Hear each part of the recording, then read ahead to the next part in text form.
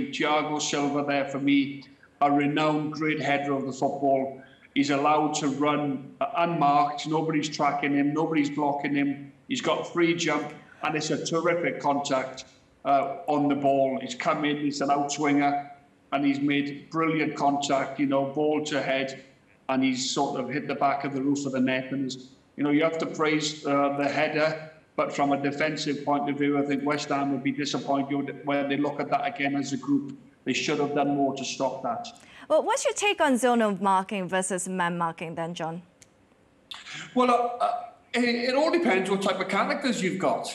I played for different teams. Like, defenders I played with at Arsenal were some of the best in Europe. We had the England back four at one stage. It was, David Seaman in goal, Lee Dixon, Tony Adams, Martin Keown. And they never give you an inch. And if the ball came into a certain area, they would make sure, they would take pride, and it would hurt them personally if they conceded a goal. So they were quite happy to go zonal marking because they took responsibility. Other teams quite have not got that same type of characters, so they prefer to man mark, where you take responsibility for your man. If your man scores, you hold your hand up and the buck stops with you. You just pick up your man, make sure he doesn't score. That's man to man. So it's horses for courses. Different managers will go either way. They'll speak to the players, what you prefer. They'll speak to the defenders. They'll go on their history, what they've done with their previous teams, what's worked. So zonal marking for me is about responsibility, whereas man for man, you just take charge of your own man. And they're two different aspects of the game. And it's interesting, some teams like West Ham, they zonal. Other teams, you'll see them really tight to their man, not allowing them to make a run, and you take responsibility for the man that you're actually marking. Do you John, guys... do you think... Sorry, Michelle. I just want to know, John, do you think that because a lot of teams these days are going zonal marking, I wonder if the change is to do with VAR. Because in our day, when you had man-on-man, there was a lot of body contact. There were so many times, if VAR were around in our day, there would be penalties every weekend. I think a big reason why people have elected for zonal is that it eliminates, to a large degree, any of that kind of shenanigans going on in the 8-yard box.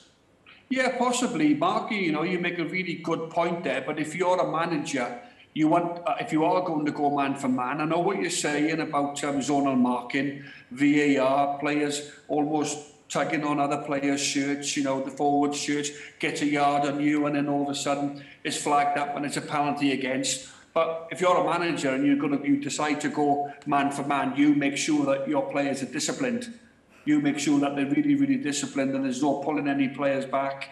There's no fouling or trying to block everything else. And, I think you make a good point.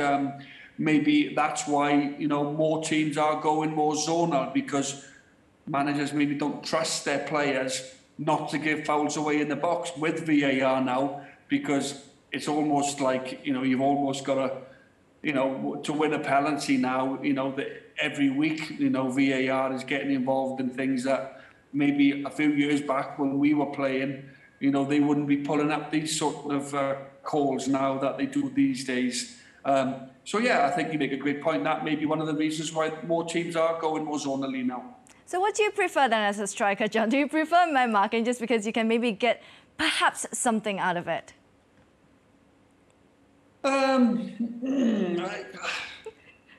I played again, as I said, personally. I don't mind. I'll go and mark my man. It's normally one of their best headers. Well, not so much best headers.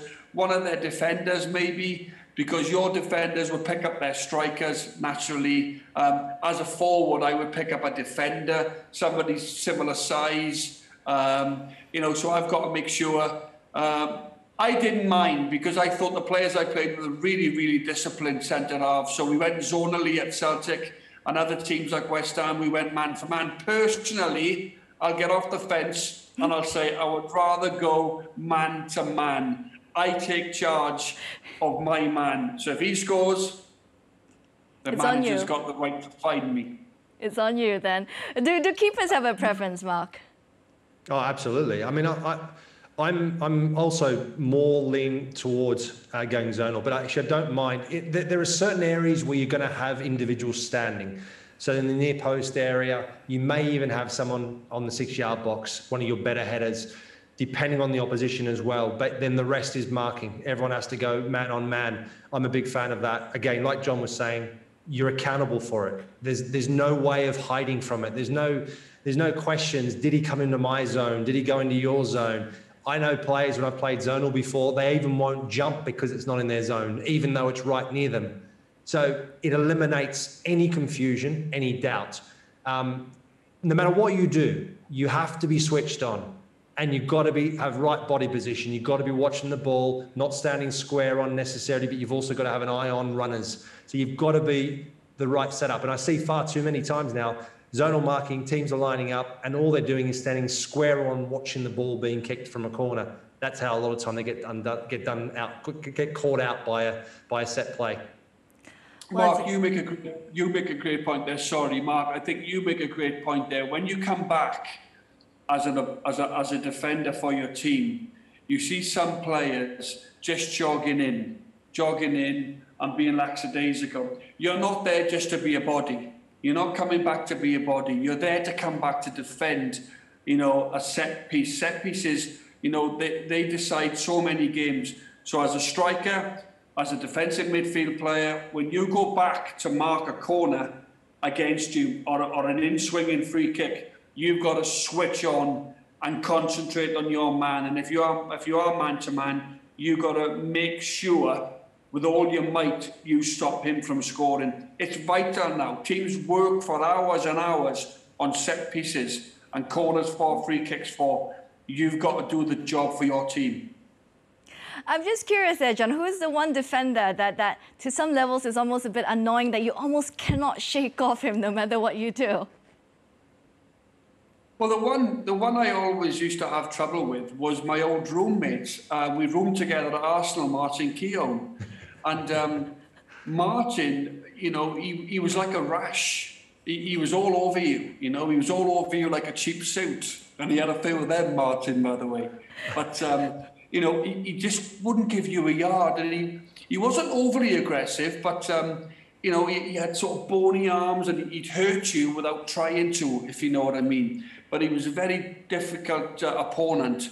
But I'd managed to play against quite a few. Neil Ruddock, Gary Pallister, who probably Mark would have played with at Middlesbrough possibly. Colin Henry was very good. Tony Adams, I mentioned, the England captain. So I was blessed, really. I played against all the top defenders. If I had to say one, I would probably say Martin Keown was outstanding.